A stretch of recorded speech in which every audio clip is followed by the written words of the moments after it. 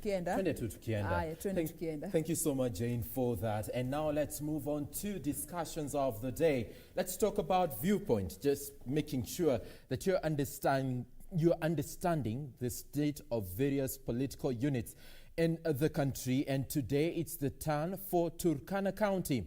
And joining me live from Turkana is the governor of that region, that is Josephat Nanok. Sir, thank you so much for joining us. Karibu sana to the program.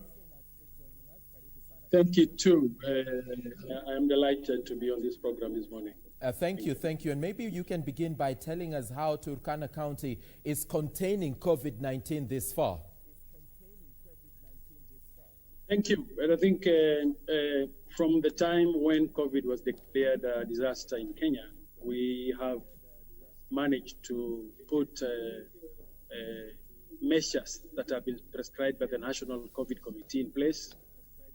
First of all, set up a county committee co-chaired by my deputy and the county commissioner that is meeting regularly every week to appraise the situation.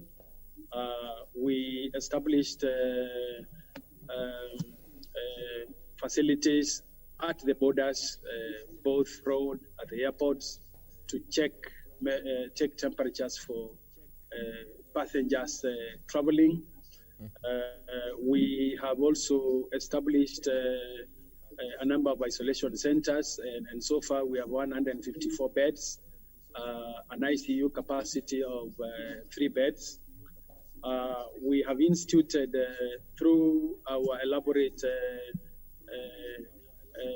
community health network of volunteers, more than 3,000 volunteers across the county, advocacy on COVID-19, much more putting emphasis on the measures that are required, putting on masks, washing hands with water and soap, and in instances where sanitizing can be done in major urban areas. Okay. I think those are the efforts we've kept in place.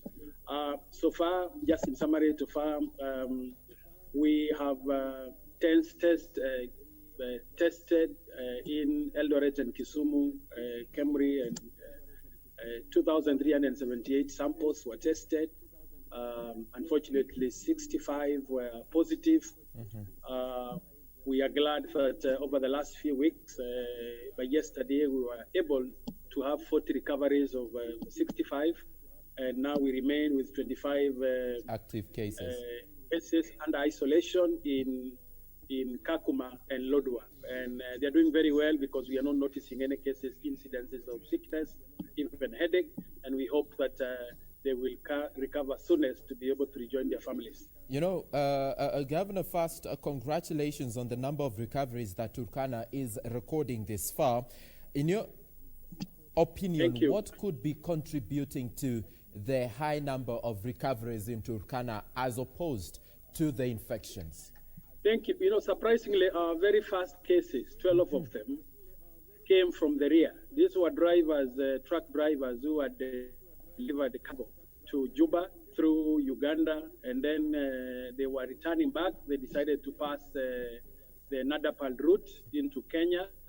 And when testing at the border, we found them positive. And there were also other cases at the refugee camp, both staff and refugees. And the very latest cases we are realizing in Lodwar is community contacts, and which we have done very well to be able to trace contacts and bring them either to quarantine or to isolation. And your region, of course, presents a very unique case study because of the presence of refugee camps. How are you addressing that particular issue of refugee camps and containing COVID-19 there? There have been various efforts which we've put together with the security team containing movements, but also a lot of advocacy work going into the refugee population, into the host communities there, but also the personnel in the refugee camps. And we are glad that in a few weeks to come, we will be having a testing center in Kakuma at the refugee, in one of the hospitals at the refugee camp, which would at least help us be able to to have a very fast turnaround.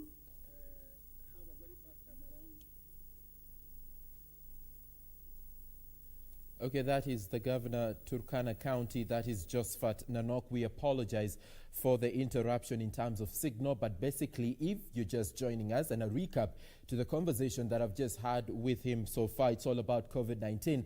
Governor, thank you so much for rejoining us right here on the show. Kindly carry on with the efforts that your county is making to contain the spread of COVID in refugee camps. Thank you. Thank you so much. Mm-hmm.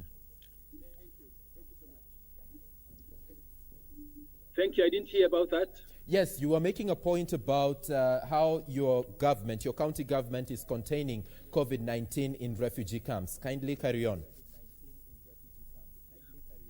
Oh, thank you. I'm saying we are working in collaboration with the development partners in that area, with the national government, to put a lot of emphasis on individual responsibility. And we have put out health personnel who are working closely with the communities to put much emphasis on adherence to measures. Mm-hmm. And we have also gotten a strict eye on the refugee movement, monitoring it, making sure that any movements in and out of refugees is looked at. Any cases we identify as potentially risk undergo the testing, and I think that has actually helped us be able to identify the current cases we're handling, and we hope that we have that situation under control, and we'll keep monitoring. You know, you've also mentioned that the onset cases in Turkana, as far as COVID is concerned, came from truck drivers, and now we have a sort of easing of movement around the country. Airlines are opening up for local travel. How is your government able to employ proactive measures to make sure that COVID-19 is not so far spread in Turkana? For the time being, it is only Lodwar Airport that is being accessed by commercial flights. Mm-hmm. We have measures which we have put with the Kenya Airport Authority of ensuring passengers are screened, those who are coming in, those who are going out, by health personnel. We have ambulances on standby, but also we have ambulances on standby, but also we continue monitoring the movements by road across the international borders. Basically, the international borders we are talking of is the routes from Uganda through Lokriama, the routes from South Sudan through Nadapal, mm-hmm. and then the routes from Ethiopia through Kibish and Todenya. I think so far, and then in Kainok, where we have a constant team 24 hours, mm-hmm. screening and checking movement of truck drivers coming in and out.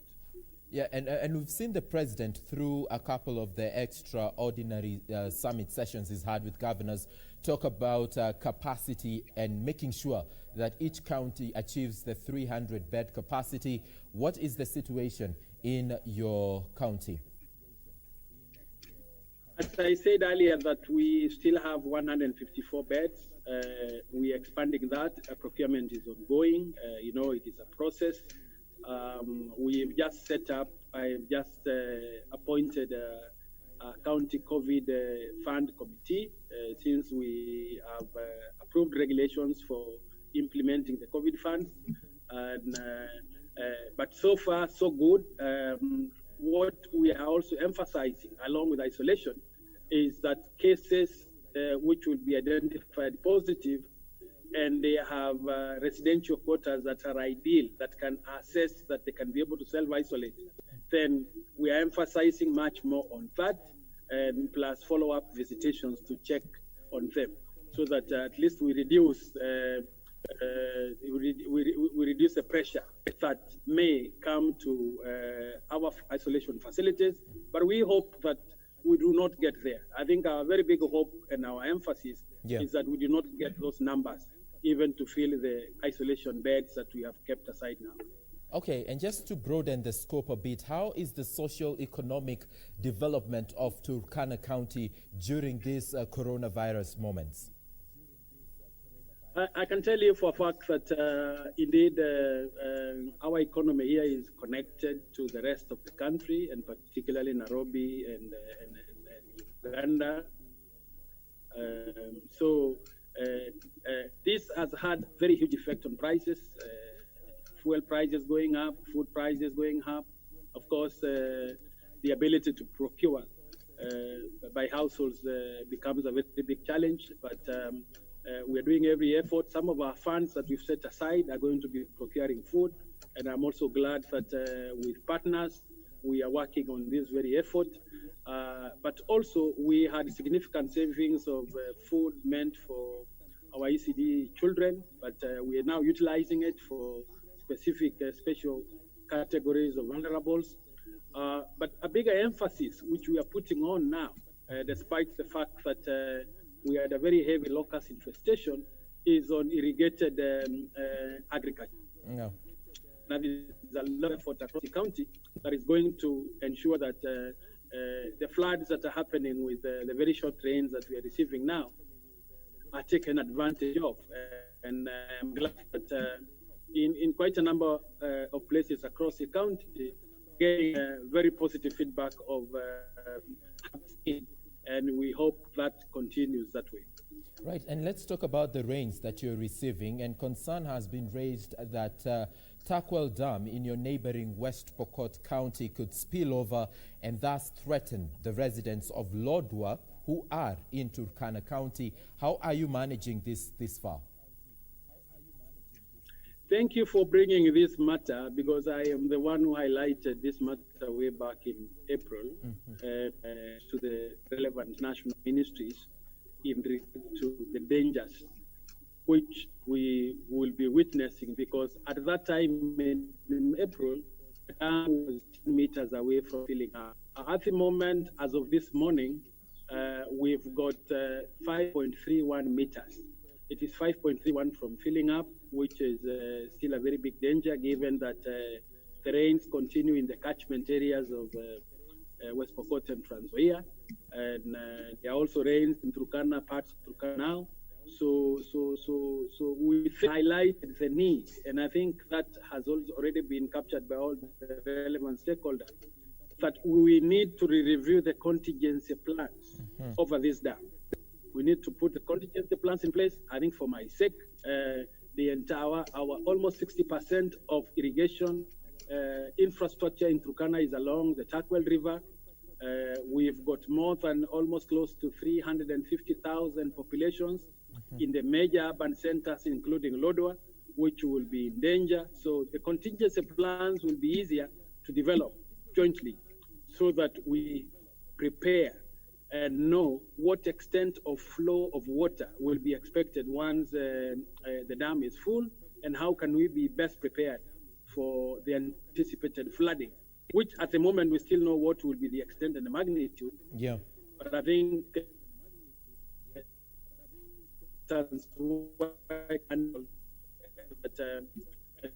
Ministry of Water are leading in this process, and we hope that we can have a plan in the next couple of days or weeks.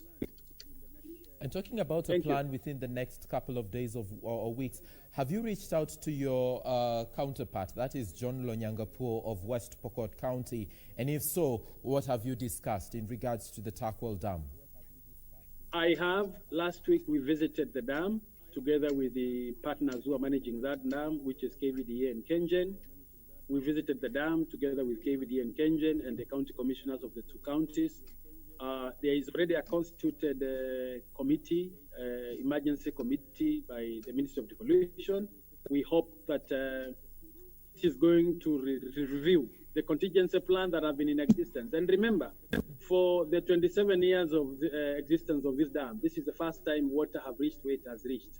So we will need to review those contingency plans, putting them in place, and then prepare people accordingly, so that in the event of that filling up and water being overflowing, then at least we can be able to prepare the people accordingly and not do it at the 11th hour. Let's talk about your stand on the current stalemate over the division of revenue and thus disbursement of monies to the counties. What's your thought on it and the debate this far? Thank you. I think Kenya, a country, faces various challenges. It is people and it is territory faces various challenges. Yeah. Among the challenges that the country faces is economic challenges. Basically, we don't produce hardly, whether it is crops, whether it is anything, we are always producing below maximum, probably at an average of 60% or less. Whether it is maize, whether it is vegetables, whether it is any other crops. Second, we've got challenges of poverty. And I think it is a fact. The National Bureau of Statistics has done a survey indicating the poverty levels. Certain counties are very high. My county is the one with the biggest high number. But also challenges of infrastructure across the country. Despite the fact that there is huge potential for us to be able to grow surplus food and be able to sell it outside the country and move away from importing, we have that potential, but we are not doing much about enhancing that potential. Mm-hmm. Second, our urban areas are overpopulated. And this is the reason why we have various slums in many places that are overpopulated, like Kibera.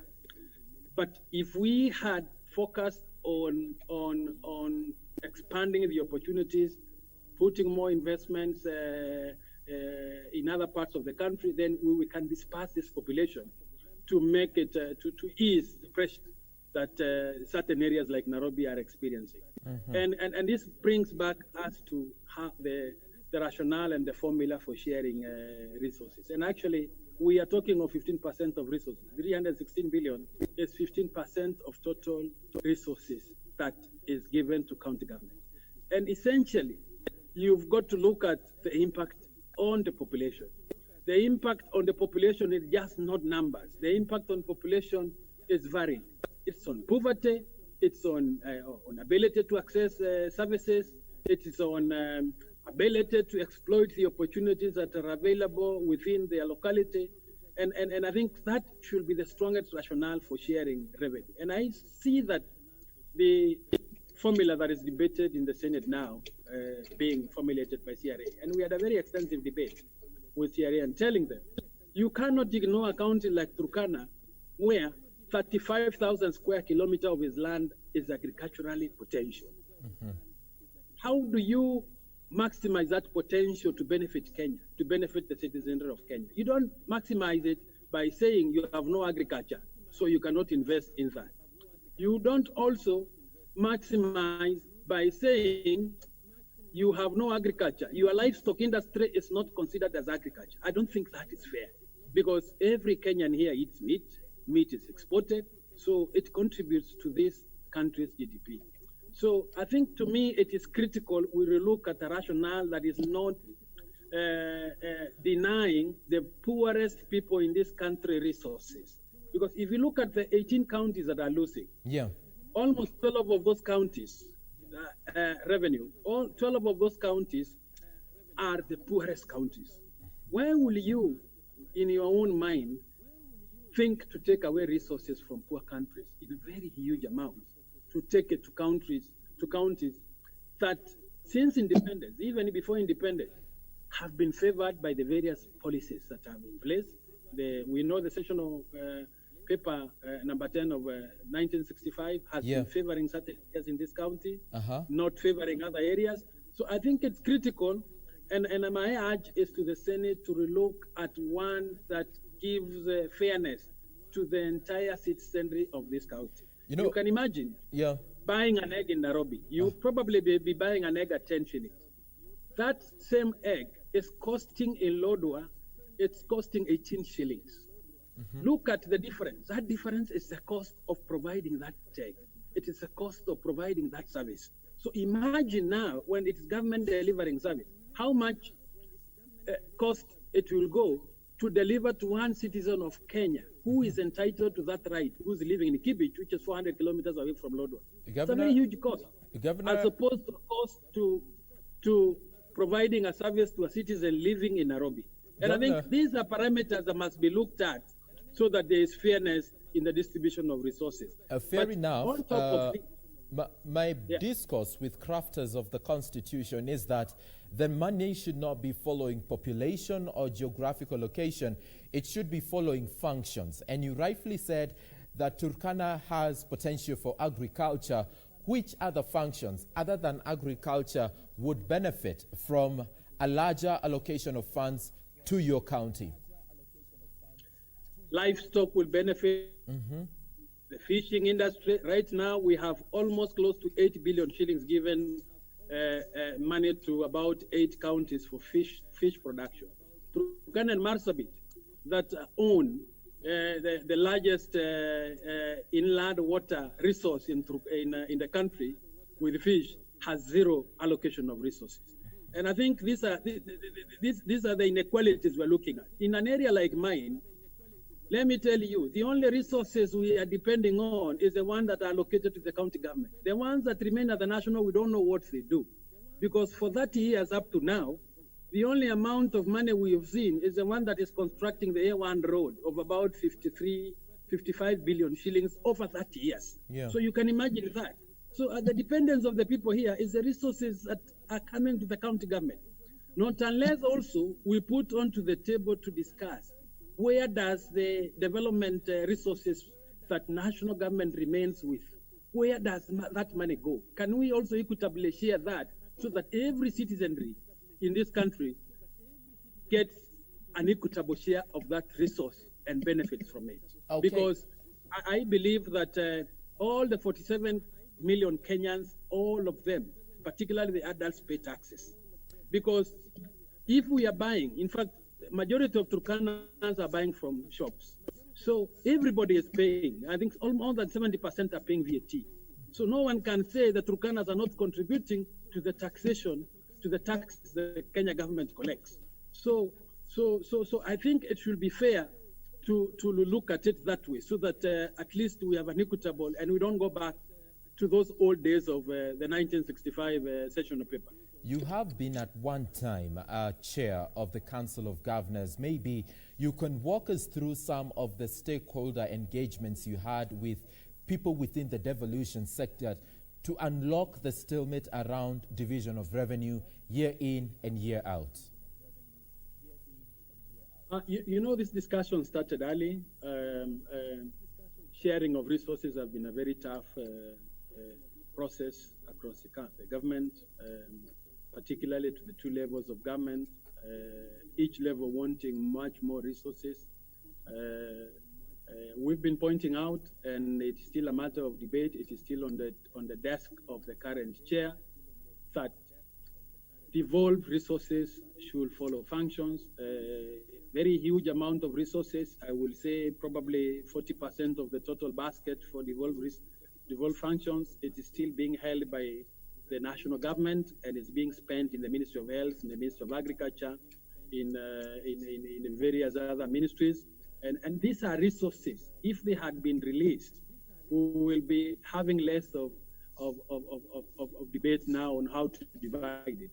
And I think it is still an emphasis that these resources must be let go. And I think as we enter and discuss BBI, I think it's critical these resources are let go, because the promises of the BBI can only be believed if the current debate, if the current issues on the table are resolved.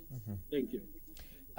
Governor, I was going through a certain statement that was released by your office a couple of days ago, and you've taken exception on how some sections of the media have covered Turkana County, especially when it comes to this third formula debate. Kindly expound on that. I think I have been very strong and vocal on the fact that I do not agree on the third generation formula as presented by CRA, and there is need for Senate to look at it afresh, to look at it in terms of equity across the country. But there have been individuals that want to more or less sway the debate in the Assembly, in the Senate, to indicate that I am in support of the third formula, which I've disagreed with. But insistently, I find it is our representative, the senator, who's trying to be swayed. But we have given him, the people of Turkana and ourselves have given him instructions that he should oppose that formula and stand with those that wants to amend it for the benefit of everybody, because we are citizens of this country. We are not that class citizens. We belong to this country, and we want to be part of it, and we want to co-share in its growth, in its prosperity, and we want to contribute more and more to the growth of this country. And I think the Turkana growth and Turkana contribution should be looked at in terms of unleashing its potentialities. In fact, a few years ago, a lot of water was discovered in Turkana, over 200 billion cubic liters of water, sufficient for consumption of Kenya for 70 years, sufficient for revolutionizing the livestock industry, the agricultural industry in Turkana. But we have not seen significant resources being allocated by national government for us to be able to unlock this potential. And I think it's a high time for us to start thinking, how do we unlock Kenya's potential and put resources there for the benefit of Kenya, instead of refocusing resources in areas where growth is very limited. All right, Governor, take a minute and kindly give us your closing remarks.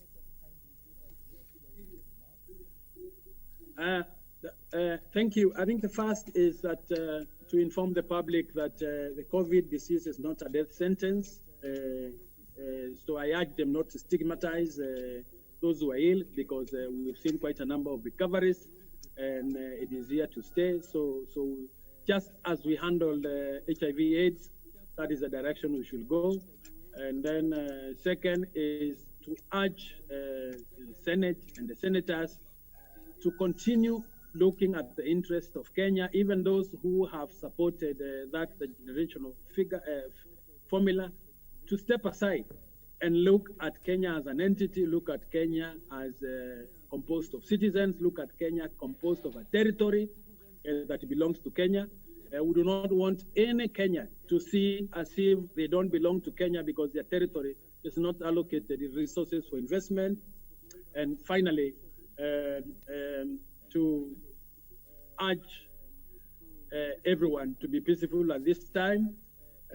Put on the masks, make sure that you sanitize or use water and soap wherever you may not be able to use sanitizer, and also social distance, follow the measures that are provided by our National Ministry of Health, and we shall be able to overcome this disease, and we shall also be able to overcome all the socio-economic effects that have been brought by this disease, and Kenya will prosper and will grow, and its citizens and its territory will grow and make Kenya shine.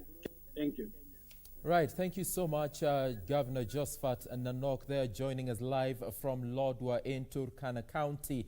Number 23, all the best in terms of your future and present endeavors. And of course, we've been looking at Turkana as a county, how it is containing the spread of COVID-19, especially owing to the fact that it hosts a refugee camp, and the nature of this county having been described as one of the arid and semi-arid regions we have in this particular country. He takes exception with the debate that is currently on the floor of the Senate when it comes to division of revenue, disagreeing that money should not follow population, nor should it follow a geographical location. He says it should follow functions, and when it comes to that, Turkana has potential to literally seep and contribute into the growth of the GDP of this nation. Well, will this particular discourse have any kind of impact when it comes to the 9th attempt by the Senate to try and come up with a formula to allocate funds to the counties? We as KBC Channel 1 shall cover that for you in earnest in the course of coverage to this particular story. I'm informed that we need to take a break, but Good Morning Kenya continues after these messages.